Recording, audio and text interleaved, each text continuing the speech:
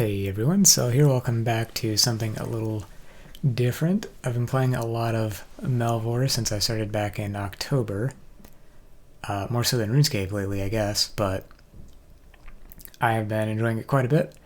For those that don't know, this is a RuneScape-inspired idle game, so much in the same way that there are a lot of AFK things in RuneScape, this is kind of like, similar sense of progression, make offline progress type of game. You'll see more as we get a bit into it if you're not as familiar, so I don't want to spend too much time explaining things, but I'll try to explain things a little bit more for people that don't know as much about it. I still don't know a ton about everything in the game myself. I haven't seen all the game's content and all that. I do have a standard mode character that's pretty far coming to the end of the base game's combat content, at least.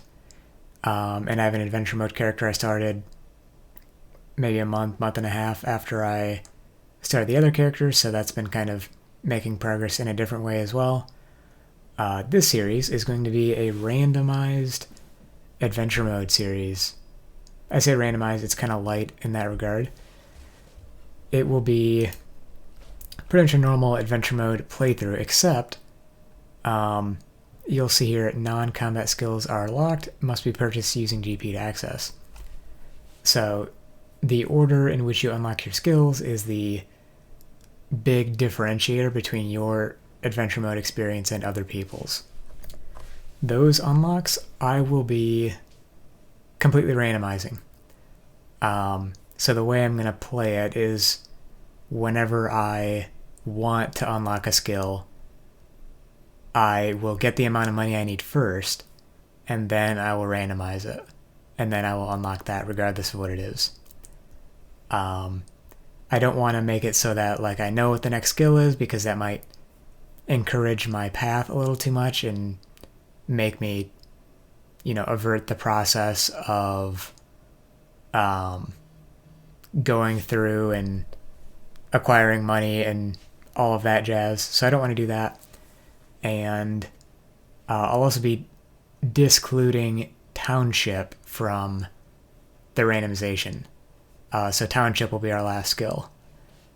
I am doing that because the only thing I've heard about Township is that it's kind of overpowered if you do it right. So if I did it right, could potentially be overpowered. But I also don't know enough about Township, I think, to get to that point on my own. I would need guides and other stuff, and the developer has said they will be changing Township probably pretty significantly in a future update. No word yet on when that will be coming, but there's already been a pretty decently sized update to it a couple months ago, and there's supposed to be another one on the way because it's not quite what they want it to be. Anyways, that is enough of an intro, I think. Let's see. Yeah. Random. It's going to be too long. Doesn't look like it. Okay. Gonna say, I don't know, kind of arbitrary limit. Also, if you're watching, let me know what you think of the aspect ratio. I guess that's not even remotely the right wording, but how the video looks. It's a little bit stretched out compared to how it is on my screen, just to not have any black bars. If you'd prefer some upper and lower black bars but have everything look proportionally the same, then let me know and I'll let that happen. We're going to skip this because if you want to play Melvor, the tutorial is pretty basic. I'll talk about some of this as I go through, but I've done this a couple times now, so go ahead and skip that. And we see here that we start with 2 items in the bank, a bronze sword, and 10 shrimp.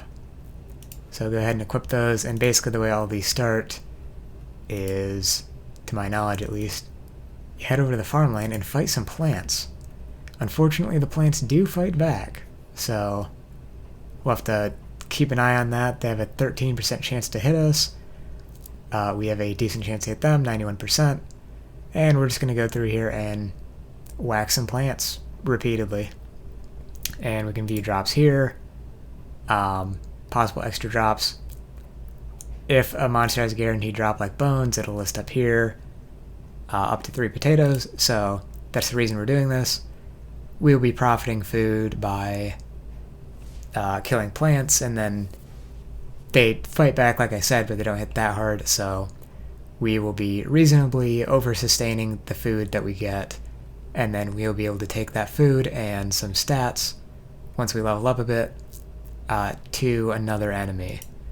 And we can check skill progress up here.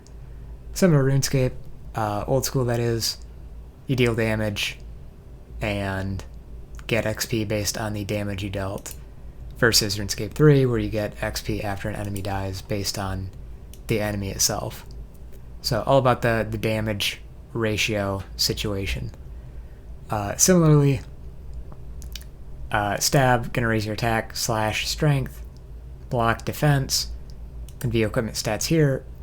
I got a summoning mark there. I didn't realize I could get those before unlocking summoning, but yeah, that's not really relevant unless we unlock summoning at some point. Yeah, equipment stats here. Unlike RuneScape, the combat is not bound by the tick system or the skills for that matter, and so we see this attack interval of 2.4 seconds. That would be exactly equivalent to 4 ticks in RuneScape, but you'll see later on that we can get this to be like 2.35 and things like that. You'll see that this is referred to as an interval, and yeah, that's consistent through combat and non-combat, so you'll see things like minus 10% cooking interval or things of that nature. So loot, by default, goes into a box with a limit of 100, and you see things don't stack in here. The guaranteed drop stack, so bones, basically,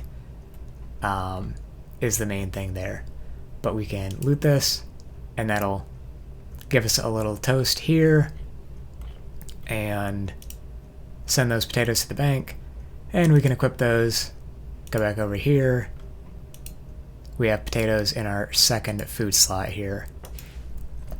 So basically the early loop, like I said, is chopping some plants with the bronze sword, eating potatoes when we need to, and so I guess I will be back when I have some relevant levels to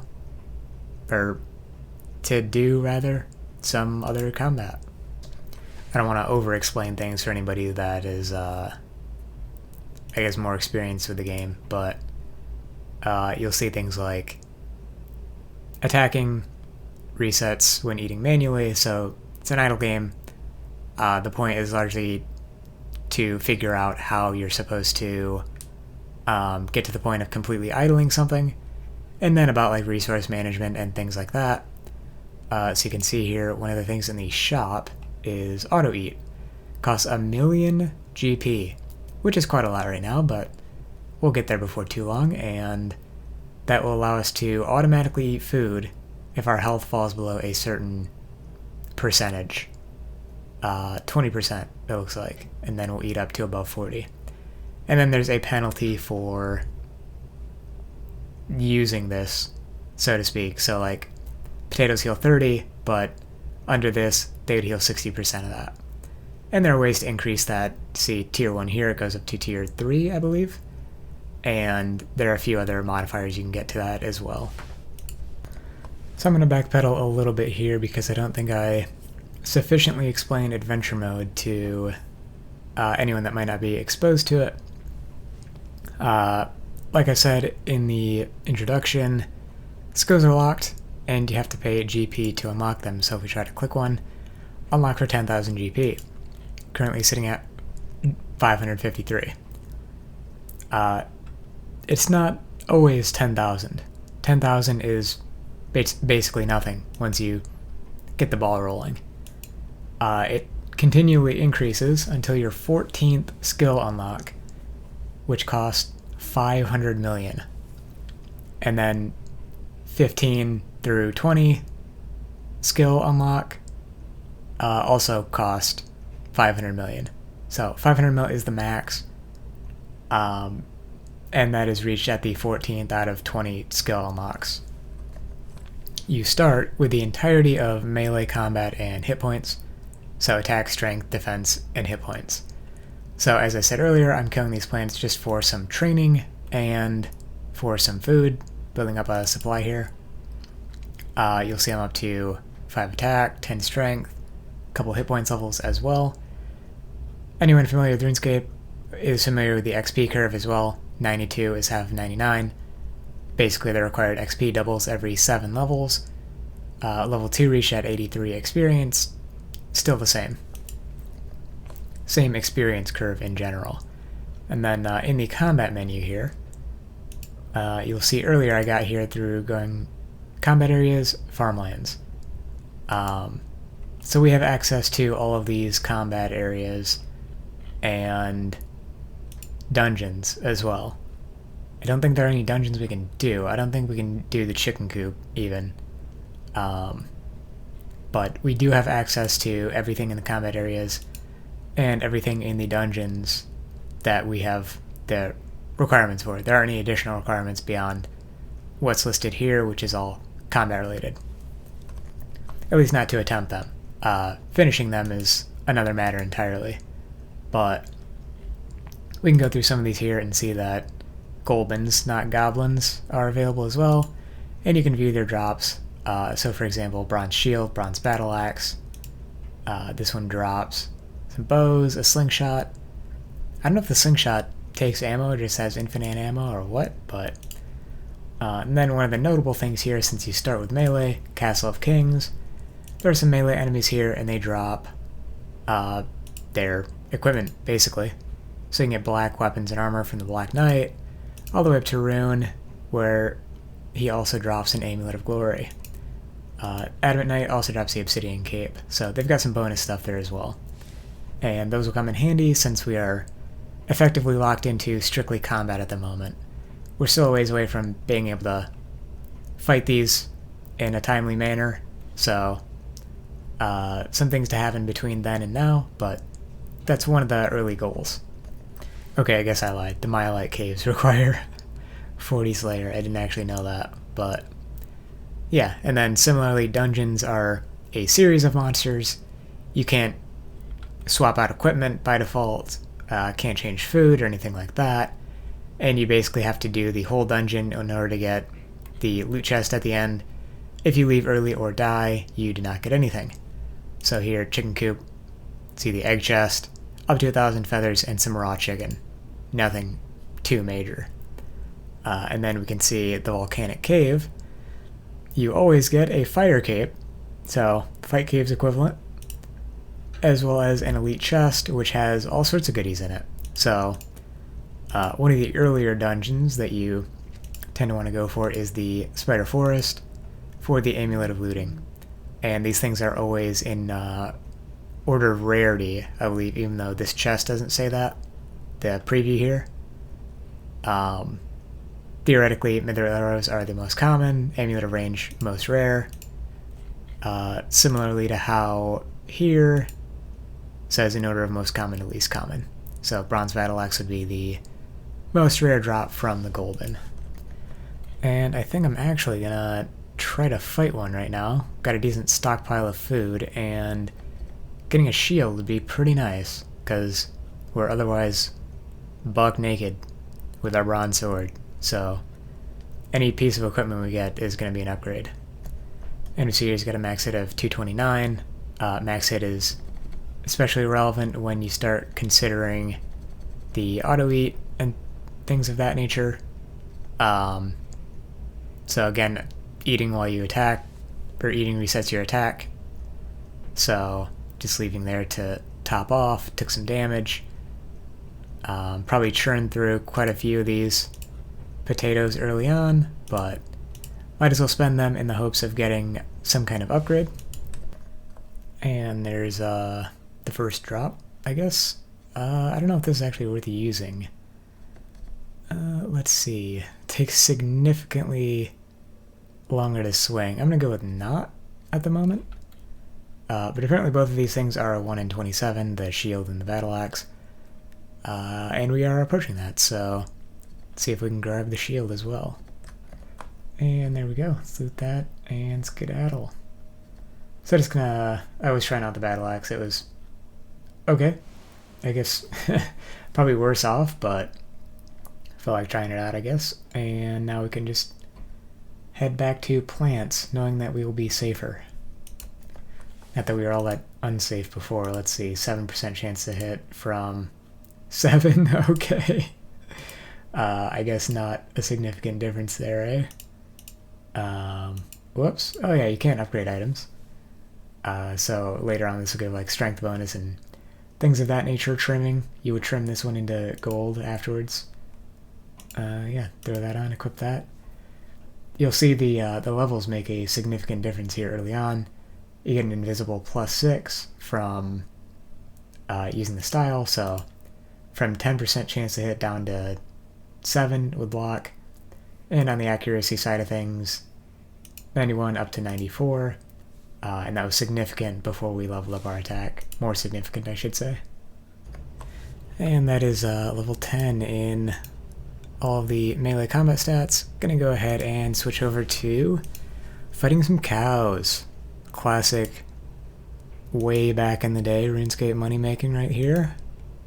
Gonna go ahead and kill these things. We can see always drops bones, and then leather and raw beef are commonly dropped as well. Always going to be one of those two. So we can see here leather. The price tag there, money stack, is how much it sells for. Straight up, I don't believe that ever changes. I don't think there's a way to increase the amount something sells for. Versus like alchemy, you can end up adjusting that in the future. High level alchemy type stuff. Anyways, we got some leather here.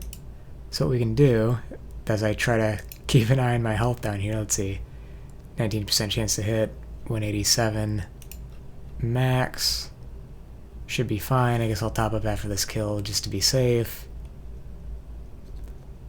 We can go over to the shop and employ another bit of old school RuneScape type of tech. We can tan Dragonhide, so 150, and the Dragonhide itself, which costs 50, and it sells for 200. So in essence, that means each leather we get as a drop is worth 100 gold.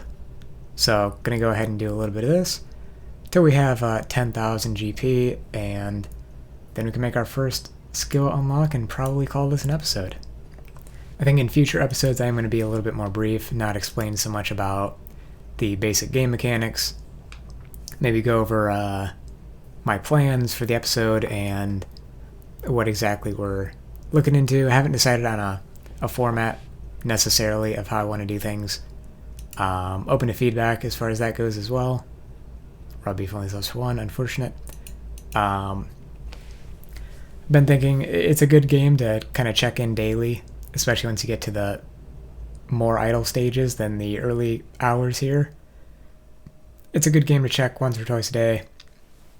And so I might end up doing like a daily or every other day, every few days type of progress series where I come in and say, you know, this is what I've done and this is what I'm looking at doing, etc., etc. But given that this is not just a run-of-the-mill series, but has at least a minor twist on it in the random skill unlocks on top of it being adventure mode, I'm going to guess some amount of people are interested in the less so the details of the game mechanics and more so about the thought process behind certain things and such, strategy and whatnot. And that is the main motivation behind me doing this. I want to, you know, there's a lot of established strategy and whatnot revolving around optimal order of things in adventure mode and even standard mode, hardcore, etc. I like to throw that into the wind a little bit as we do the random stuff, and then after each skill unlock, trying to put together a means of continuing progress and utilizing what we have in order to get to where we want to go. I kind of like that forced resourcefulness, so to speak. Alright, here we go. That is the last batch here, putting us at 11k. Meaning we are ready to spin the wheel. Alright, let's do this. First spin of the wheel. Okay, that is obscenely fast. Hopefully that doesn't freak anybody out. It's going to be range, really? For the record, most of them are terrible to unlock. I'd say there's only really a few super good ones, and the rest are kind of between bad and neutral. So, yeah, that is an interesting one. Let's go ahead and unlock that. Switching back to the game here. If I look over, ranged. Here we go. I had a feeling it was going to be something combat related because those are probably the worst ones to get early on. Kind of has a compounding effect where if you get a good one early on, or somewhere in the mix of your early ones, maybe something synergistic, then it'll help you unlock future things as well. But yeah, range is not exactly the most ideal thing. I don't know how exactly I'm going to leverage that, but maybe I'll be able to think of something and go from there, I guess. Yeah, honestly, I was kind of hoping to get something a little more idleable than that. I guess one benefit is there's no level cap. In adventure mode, your skill levels are capped at your combat level. So even if I unlocked like woodcutting, I could only get up to 15 woodcutting and wouldn't be able to go higher than that until I raise my combat level. So yeah, I don't know if the slingshot is actually unlimited ammo or how that works, but maybe I'll unlock that and kill some plants with it. I don't know. The combat level, I believe, is weighted similarly to old school in that it favors the melee stats, so it's not even going to contribute that much really, more early on than later. But yeah, next skill is going to be 25k, so guess we will work towards that as well. Anyways, I think I'm going to call that for the episode and probably just do some plants overnight, although I guess I won't be able to collect all the potatoes because the inventory cap and whatnot. Oh well. Great to get some stats up regardless of that. Anyways, thanks for watching, and I'll see you in the next one. Peace.